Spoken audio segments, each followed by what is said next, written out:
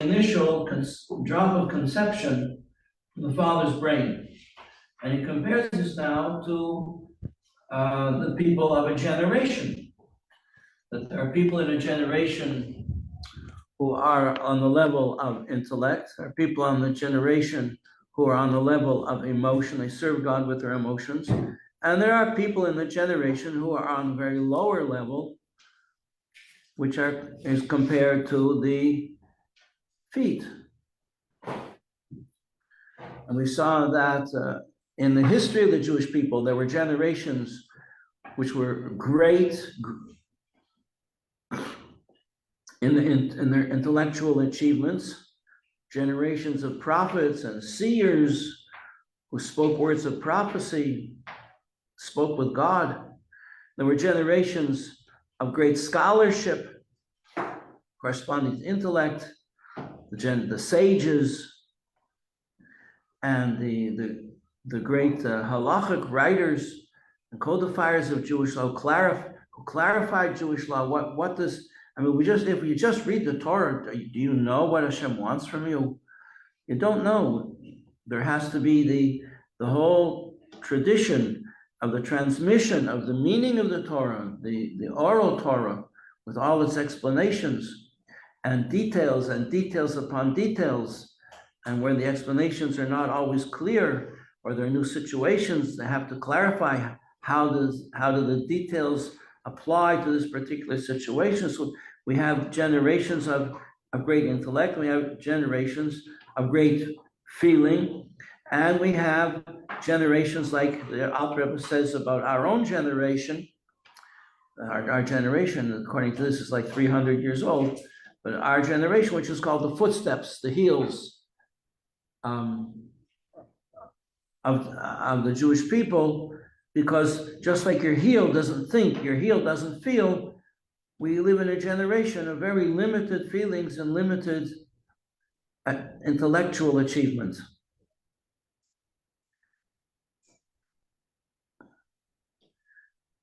Page 61 now. Now, even though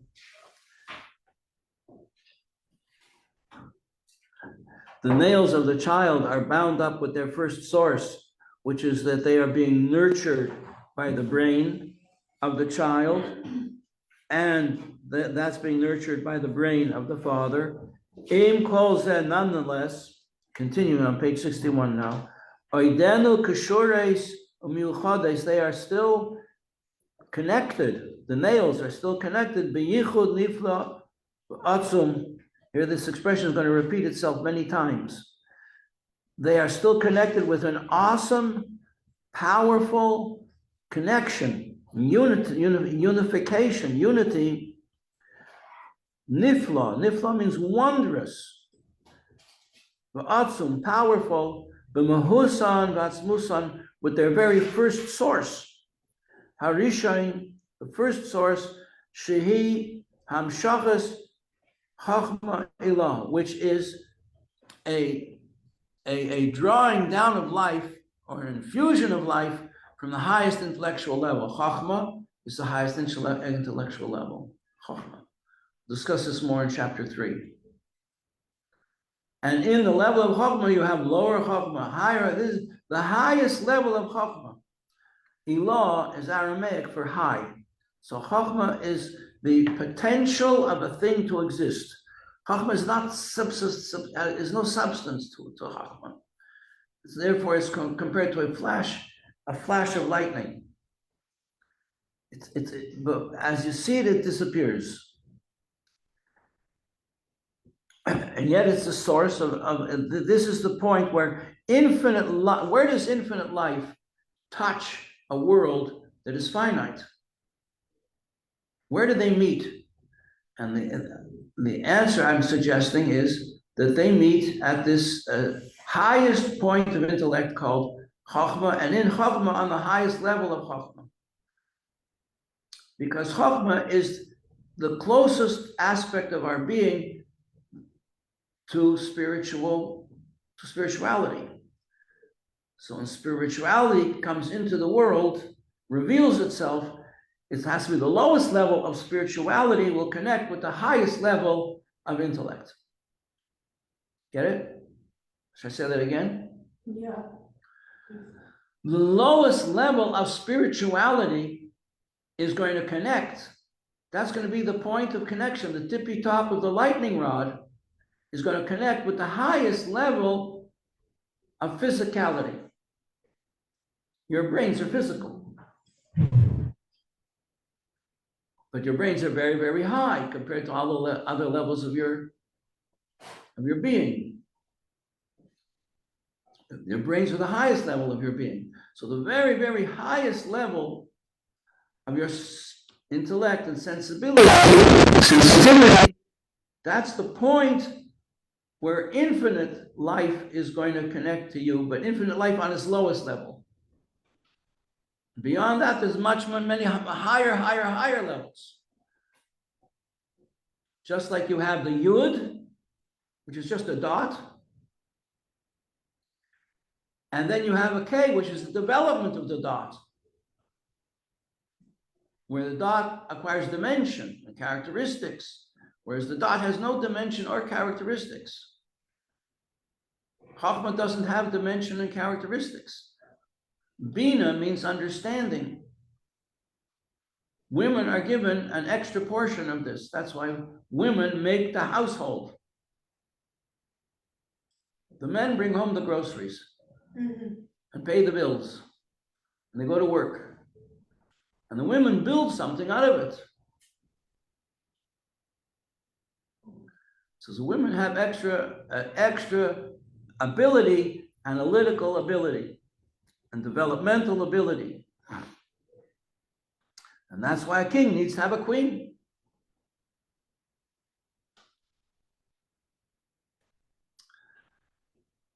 Bottom of page 61. This is very, very heady stuff. Ki yanikas, because he explains, yanika means nurture, like a child nurtures from the milk of his mother. That's called yanika. Okay. Ki yanikas v'chayas, the life of the nefesh, ruach, and neshama. So these are three levels of the soul. Remember, nefesh is the lower level, ruach is the middle level, and neshama is a higher level.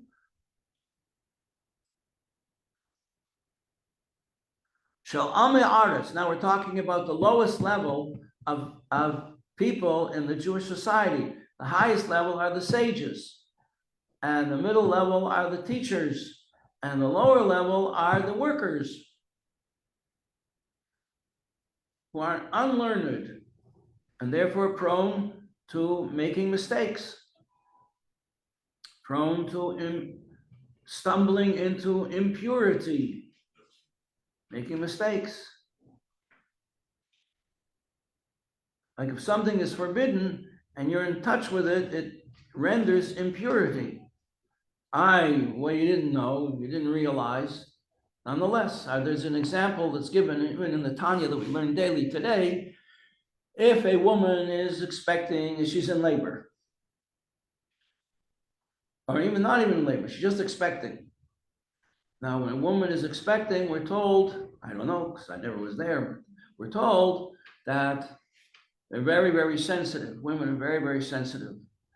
And if a woman smells something, a barbecue, delicious, has a tantalizing aroma, and she says, I must have some of that. She develops a tremendous, passionate desire to taste this food. What if it's not kosher? If she doesn't get it, her life could be in danger, halachically. And therefore, she's permitted to have non-kosher food. Doesn't make it kosher, just means she's permitted to have it.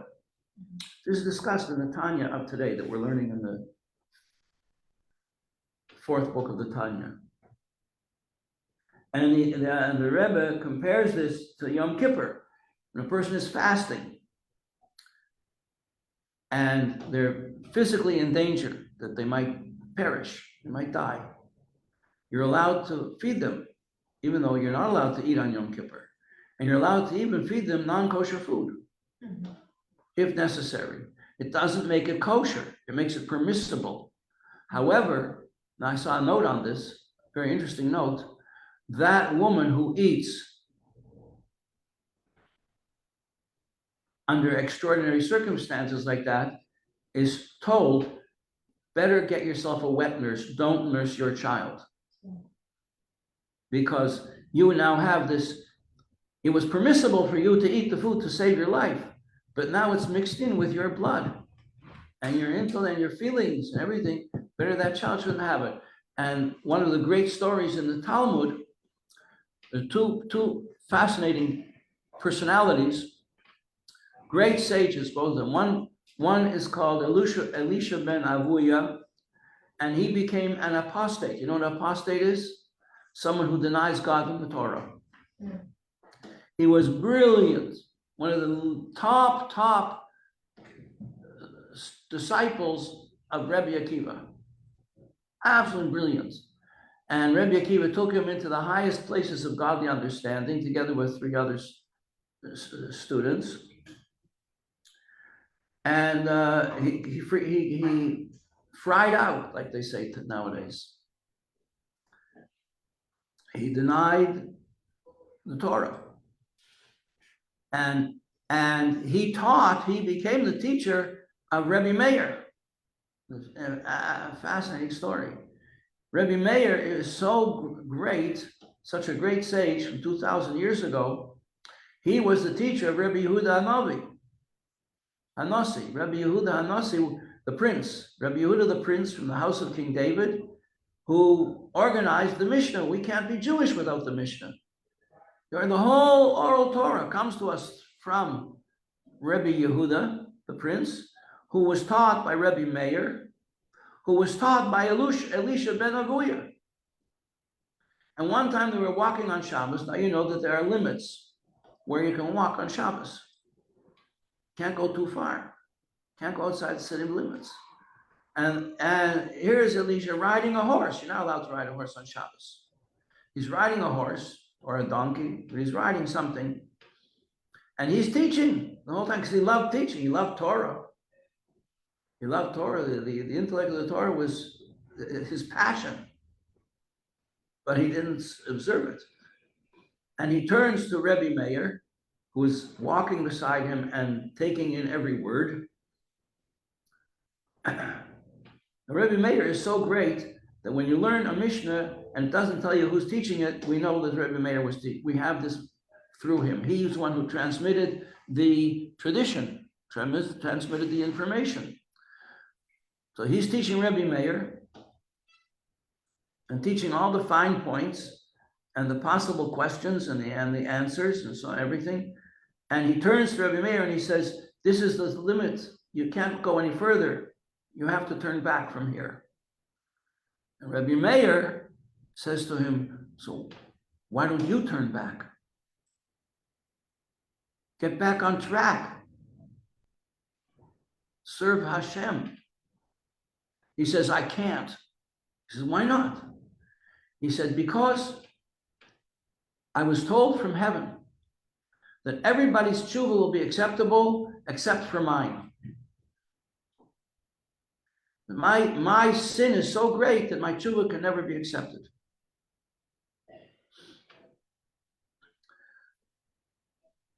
The resolution of the story is that it wasn't true. His sin was so great that that was the challenge he had to overcome. It was only a test. The voice, the heavenly voice that he heard that his tshuva would not be accepted was a test. I'll give you an example. The Baal Shem Tov was once, a person was presented to the Baal Shem Tov, came to the Baal Shem Tov, who said that he asked the bracha to have a child. His wife should have a child. And he said, well, what's the problem? He says, because so-and-so told me it was decreed in heaven, I couldn't have a child. I couldn't have a child. And the Baal Shem Tov said, and I decree that you should have a child. Baal Shem Tov was a powerful guy. And his bracha was accepted, but there was a price. The price to pay was that he would never be able to do tshuva. He would be eternally excluded from the paradise of Gan Eden. He would never be able to have Gan Eden. Forget it.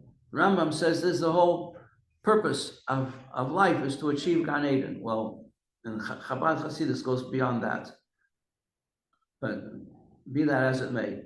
On a certain level, the whole Rambam writes the whole purpose of life is through doing good deeds and learning Torah to achieve Gan Eden. And here the Baal Shem Tov was told, no Gan Eden for you. Well, that's same as what Elisha ben Avuya was told. Your tshuva is no good. And you, Baal Shem Rebbe Yisrael Baal Shem Tov, cannot do tshuva on this terrible thing you did. You went against the decree of God. You go against the decree of God, there's a price to pay. And the price is that you cannot be accepted in the presence of God in the world to come. Wow, that's terrible. Do you understand how terrible that is? What was the Baal Shem Tov's reaction? He danced, or he sang, he rejoiced. He said, why are you rejoicing?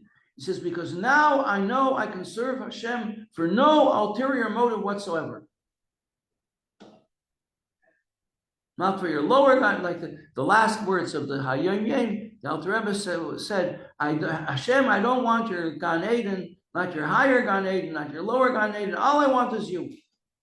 So here the Baal Shem Tov said, now I can serve Hashem for no ulterior motive whatsoever. Like my mother, Alei Shalom, used to say, religious people, they're just as selfish as anybody else, just that their concept of reward is a spiritual one.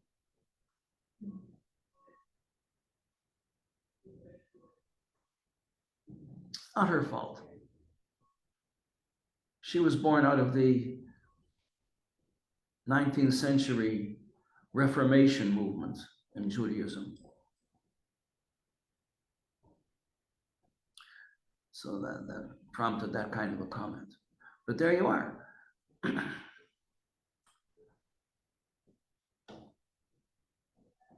Okay. So what we see here from there, how do we get into this wonderful story? Because even the people who are on the level of the heels are connected to the source of their life on the very highest level, which is to be found. Where is that to be found? Well, in the awareness of a great sage, and in a generation with the leaders of the generation who are the heads of the generation. The head is the Rosh. Roshe Alpha Yisrael, the heads of the thousands of the Jewish people, who are the great sages and leaders of the Jewish people in every generation. So just like the toenails are getting their life from the Chachma of the child who bears them, which it gets its life from the Chachma of the father who created the child, so too, the toenail generations, the toenail people, so to speak, of any generation are also getting their life from the heads, from the wise sages who are the possessors of the wisdom of God in the generation. And they are generating life to the whole generation. Page 62. The end of the chapter is coming into view. Okay? This explains the comment of the sages. From this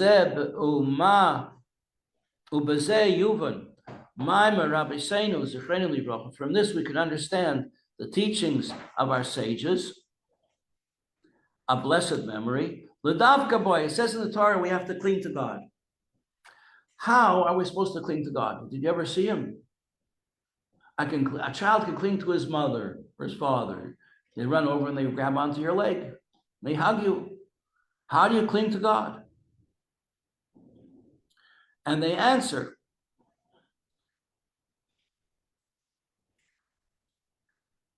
Shekol hadovak, hadovek, the Talmidei Chachamim, whoever clings to the sages of his time, Maila Olav HaKasuv, Hashem considers it as if Ke'ilu Nidbag B'Shechina Mamash, considers it that he's clinging to the Shechina, because the sages are on that level, that the Shechina is in their mind. They are clinging to Hashem, so that you could say that the Shekhinah is with them, because their whole thought, they don't stop thinking about, like we saw in the first page of the Tanya, Rabbah, this great sage of his time, Rabbah never stopped saying words of Torah, and therefore the angel of death could not take him. So the Shekhinah was constantly with him. The whole Torah was constantly coming out of his mouth. There was no room for the opposite of life.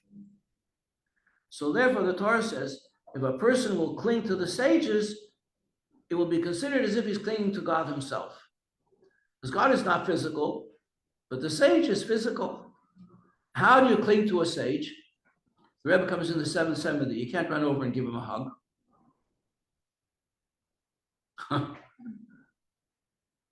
You can, it's written in the Yom Yom. Somebody asked the previous Rebbe, how can I have a connection to you if you never even met me? I'm living in a different country. You don't know me. So he answered him, if you want to have a connection with the Rebbe, you learn the teachings, learn what he teaches, and participate in the campaigns that he initiates. Like the women and girls should light a Shabbos candle and should promote kosher food and drink, and should follow laws of family purity, and give daily tzedakah, and learn Torah, learn the laws of the Torah, the Shulchan Aruch. Kitzur Shulchan Aruch, the short version of the Code of Jewish Law. Everybody's supposed to learn it. The Rebbe tells people over and over again, even the scholars, tells them, learn Kitzur Shulchan Aruch again and again. Make sure children have a Jewish education, get involved with release time. 1 hour a week. Very special, beloved project of the Rebbe to teach children on release time. Changes their lives. Have a kosher mezuzah on the door. Have a mezuzah on my door. Tefillin, all the soldiers, the Rebbe has made sure that every soldier going into battle has to have tefillin. Tzitzis never became a campaign, but it is a campaign. I see nowadays almost everybody coming to America from Israel, all the Israeli youth are wearing tzitzis. Baruch Hashem, it's a shield. It's a protective shield. It affects, you wear it on your body, it affects your heart. Affects your feelings. The whole Torah is compared to tzitzis. Okay, so by involving yourself in the campaigns that the Rebbe initiates, like everybody should have a letter in the Sefer Torah, in one of the collective Sefer Torahs, so you have a connection with the Rebbe, because this is his campaign. And the third way you have a connection with the Rebbe is by going to farbrengens of Hasidim and deriving inspiration from the stories that they tell.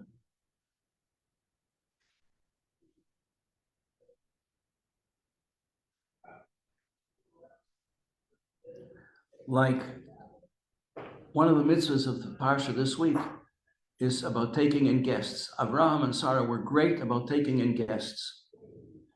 So one time, a very, very short story, there was a great leader of the Jewish people, Rabbi Simcha Bunim of Pesishecha. That's a place. I was never there. Simcha Bunim, one of the great teachers. When he was a little child, he was a genius, child prodigy. And somebody came to visit his father. His father was a big Rav, and somebody came to visit him, and his father invited him to stay with them and said to his son, maybe you'll go prepare something about taking in guests. In other words, a Torah thought. You prepare a Torah thought. Prepare something in honor of our guest about the mitzvah of hospitality.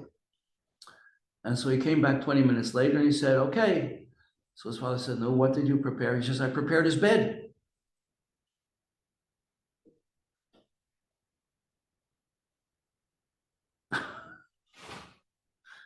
So, we have to learn. That's a Hasidic story. And we learn from the story a lot. More, sometimes you learn more from the story than from the learning itself. Okay, so that's how you cling to a Torah scholar, by learning his teachings, by doing the things that he wants to do, involving yourself, like when the Alter Rebbe would collect money to send it to his teacher, who had moved to Eretz Yisrael, Rabbi Menachem Mendel Vitebsk, and people would donate, would donate money they didn't have for the Alter Rebbe to send this to Menachem Mendel, Rabbi Menachem Mendel Haradak.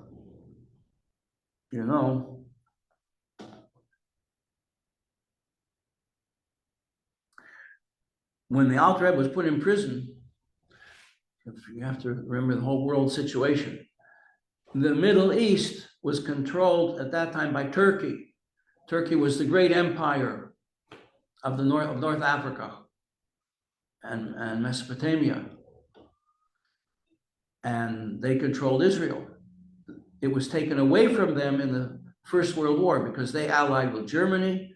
Germany lost the war, and Britain took over Israel, what they called Palestine. And because the Jewish people helped the British Army financially, they managed to get a document from the British government that Palestine could become a Jewish homeland. And that's how we got our foot in the door, to regain control of the Holy Land. Okay, so the Alter Rebbe is sending money from Russia. Russia was fighting against Turkey the whole time because Turkey controlled the Mediterranean, access to the Mediterranean. Russia always wanted to get access to the Mediterranean, even to the present day. They're fighting over Crimea and Ukraine. Ukraine controls the entrance to the Mediterranean. Putin wants it. And here's this rabbi in Russia sending money to Turkey the whole time. That's their enemies. And this was used by the opponents of Hasidism to accuse the Rebbe of 21 charges of high treason, any one of which was carried with it the death penalty. That's a story for next month. So that's connected with the idea of cleaving to the Torah scholar by participating in his campaigns, in this particular campaign, sending money to Eretz Yisrael for the teacher of the Alter Rebbe, because there was no money in Israel in those days. It was a wasteland. One of the blessings of our exile is that when we're not in Eretz, we are not in the Holy Land, and no one else benefits from it. And when we return to the Holy Land, all of a sudden, it became a garden, a paradise. They transformed it. Okay. Now he explains, page 62, Ki al yedei talmidei chachamim, through an ordinary person connecting himself to the tzaddik, to the Talmid Chacham, to the Torah scholar, kashures. So what becomes connected? His nefesh, ruach, and neshama become connected, even though he's an ignorant, unlearned person, an amaretz, but his nefesh, ruach, and neshama become connected in this way by participating in the teachings and the campaigns and the fellowship of the tzaddik, and they become connected and unified with the essence of the first essence, the highest essence, the shorsham, and the root of the soul, which is in Chochmah Elah, which comes from the highest level of Hashem's wisdom.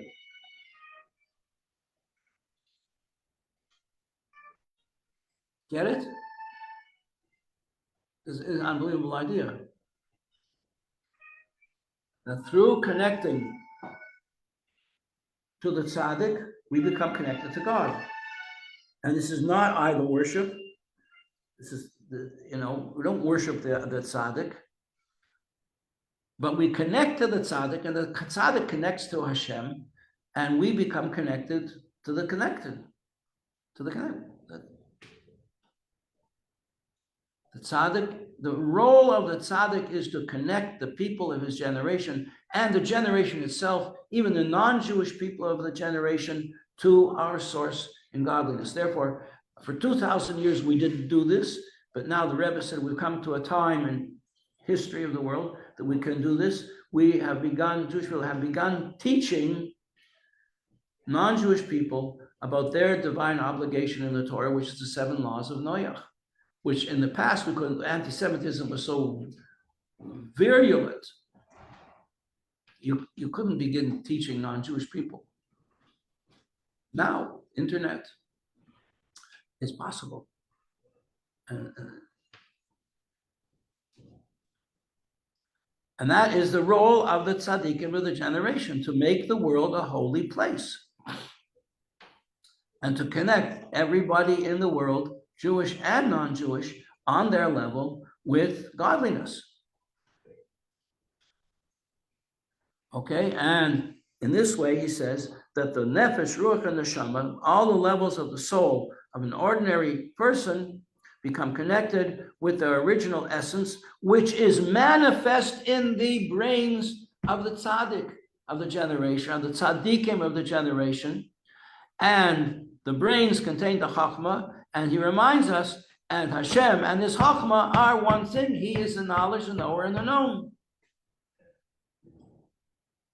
And now, in the closing lines, we'll come back to this tomorrow and finish up. What about people who actively fight against the tzaddikim? How are they connected to the life force that's within them, which is a godly life force? And here are people who are fighting against God, fighting against Torah, fighting against observance of Torah and mitzvahs. Who are they going to connect to? And what does that mean? Why don't they die? I remember one time when I was working on campus, I took some matzahs to a young fellow who was from Long Island, and he was in a very powerful position. He ran the newspaper for the university, which had over 25,000 students. 7,000 at least had written down that they were Jewish, and there was a lot of advertising, money coming in. He had a lot of money, this young man. And I took him some matzahs for Pesach, and he said, I'll have them for supper tonight. I said, no, it's not Pesach tonight. Save them for the Seder. He says, I'm going to eat them tonight. And he says, and if I'm doing something wrong, let the Almighty strike me dead right now, like this. That's how he spoke. Challenge God, strike me dead if I'm saying bad. So how does a person like that connect to God when he fights against God? Life brings people to do tshuva. Thank you. Thank you. And how do they connect to God? We'll find out tomorrow. This is Hashem. Thank you. Thank you. Not like they have something for you. What? Do you like Buddha? Oh, thank you so much. Thank you. Thank you for sharing your wisdom. Okay. Thank you. Bye. Have a lovely day. Where do you get it from? Where do you get it from? For him. You got it for him? That's so cute. Where do you get it? Was it from Gumbos? No, from chocolate. Oh, probably live in. Mhm. Is it like I the hope one, so. is it the one with like the, like it's a kind of like pastry dough and there's chocolate in it, like a Yes. croissant? Yeah, I think Oh, that's, yeah. I suppose are really good.